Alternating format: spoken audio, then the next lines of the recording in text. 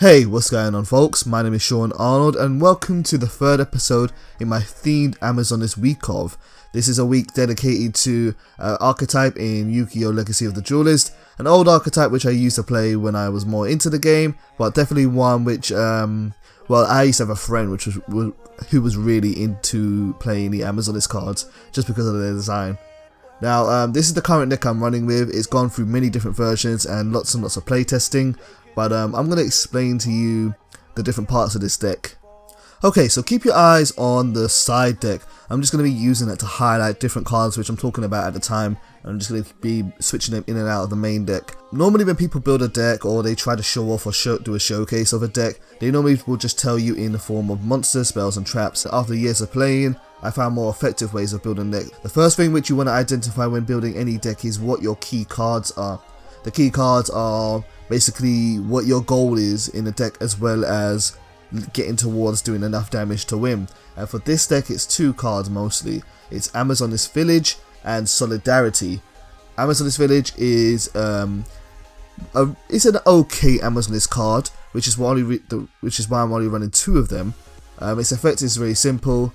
It has a 200 attack increase, which is okay I guess, but its main effect is that you get to special summon one monster from your deck when an Amazonist is destroyed. So really, when any of these Amazons are destroyed, I get to just bring another one out from my deck. From using it quite a bit, I found that most people or most intelligent players, when they see this card, what they'll do is they'll just try to work around it, and they will try not to trigger the effect by either removing your monster by not destroying it or by destroying this card first. So I don't want to use too many of these cards in my deck because I don't want them to become a dead draw, particularly if I get multiple copies quite early on. Solidarity, however, is never really a dead draw. It works together, they stack on top of each other in terms of the effect, and the effect is very simple. If you have only one original type of monster in your graveyard, all monsters you control with the same type gain 800 attack.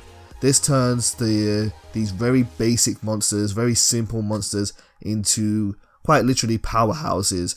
Okay, so once you identify the key cards in your deck, the next thing you want to build is your draw engine, or basically the set of cards which is going to make your deck run smoothly.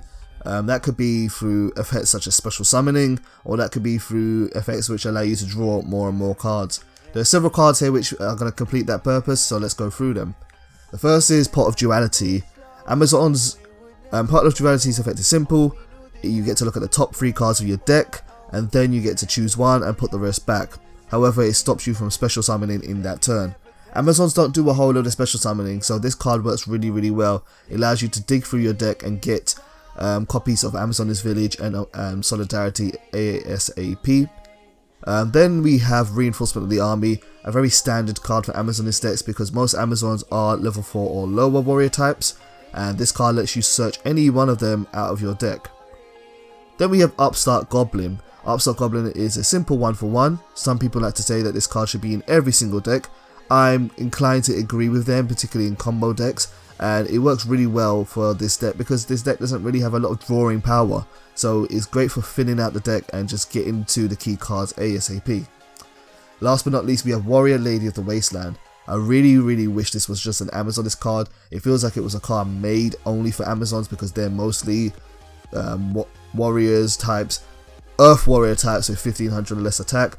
If this card is destroyed in battle, it will allow you to special summon another one from your deck, and it's another search tool alongside Reinforcement of the Army, but it also maintains field presence. I'm currently testing only just using 2 of them because I don't like drawing multiple copies of this card, but I do like getting her early in the game, so 2 of them seems to work fine for me right now, but I might switch it up later in the future.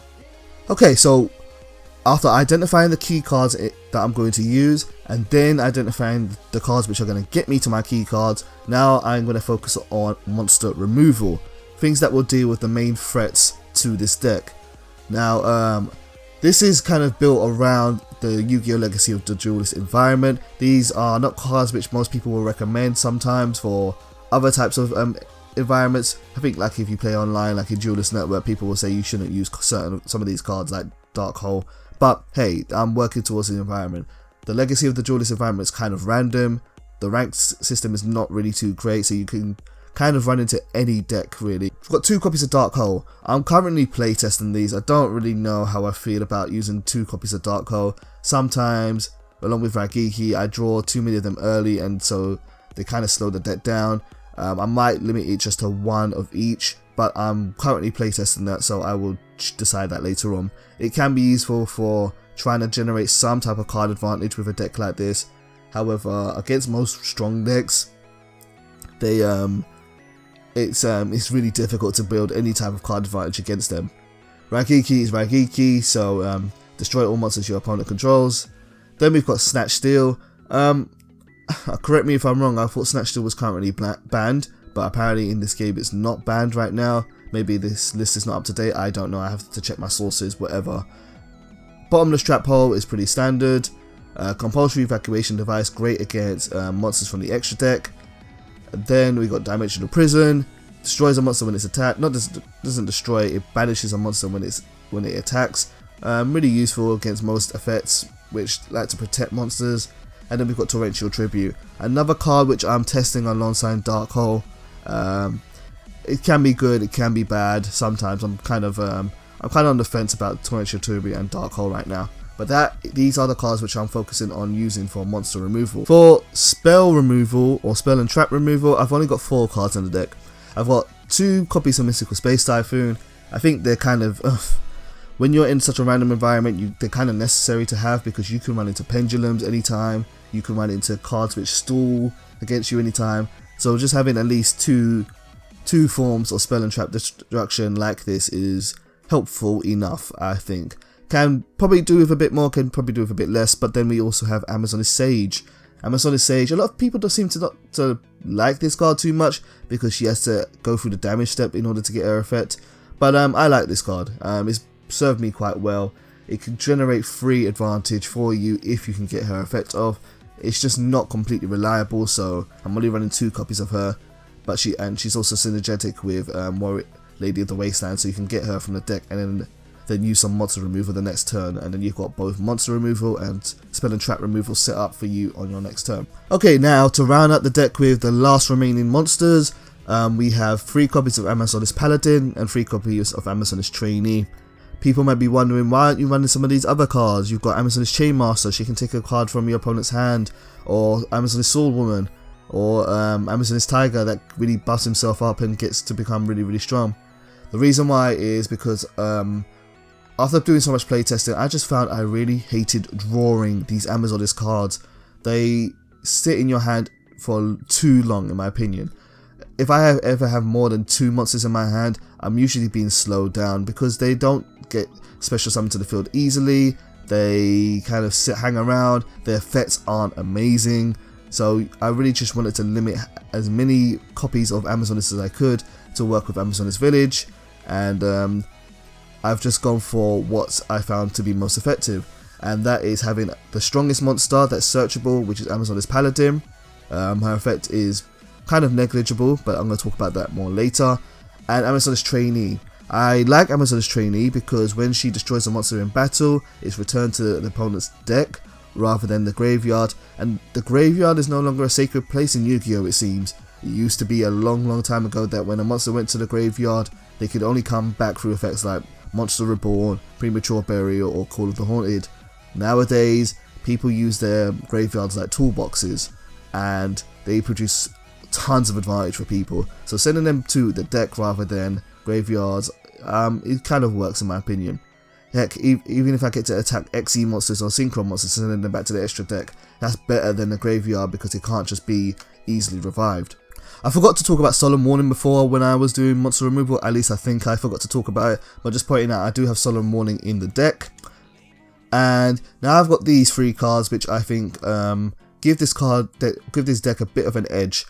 I've got 2 copies of Skill Drain and 1 copy of Vanity's Emptiness. I'm currently playtesting these 3 cards in the main deck, but I think they work really well because the Amazoness cards don't have great effects, and opponents in this meta seem to really focus on using crazy monster effects which produce tons of different advantages for themselves.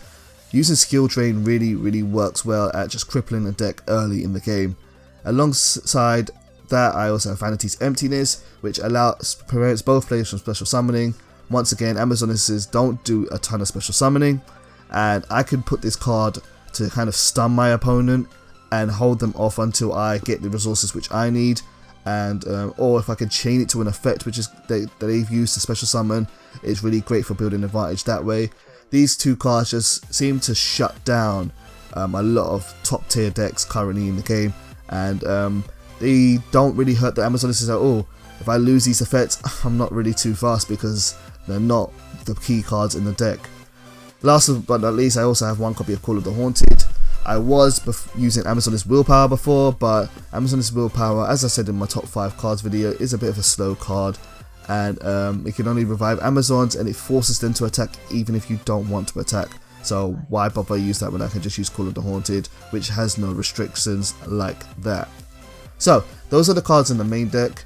Let's talk about the extra deck. So we've got loads of different monsters, but mostly what I want to point out is that these are all rank 4 warrior types. I try to stick to rank 4 warrior types so that I've always got enough synergy with the cards in the deck because they're all level 4s, plus it doesn't interfere with Solidarity, so it doesn't break Solidarity's effect about using the same original type, and they all get boosted by it. These cards can win games for me very quickly, particularly Blade Ninja and Excalibur.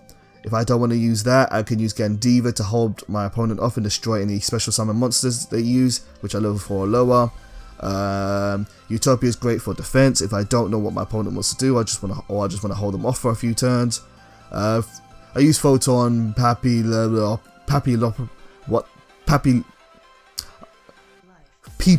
I use PP sometimes because it will just get a monster out of defense. Or I haven't used Comics Hero King Arthur. I used to use him before I had Utopia, but he can stay there too. And sometimes Gaga Cowboy can just give me enough damage to just win the game if I just fall short of a couple of life points. So this is the deck overall. It's won me some games. I've lost tons of games. I've tested this deck so much now, but it's worked really well for me. Hopefully you'll stay tuned to the channel for the next couple of days, because I'm going to be uploading videos of me playing against different types of people and different types of decks, and that will round up the week of Amazonists for 2015. But thank you as always for watching, guys.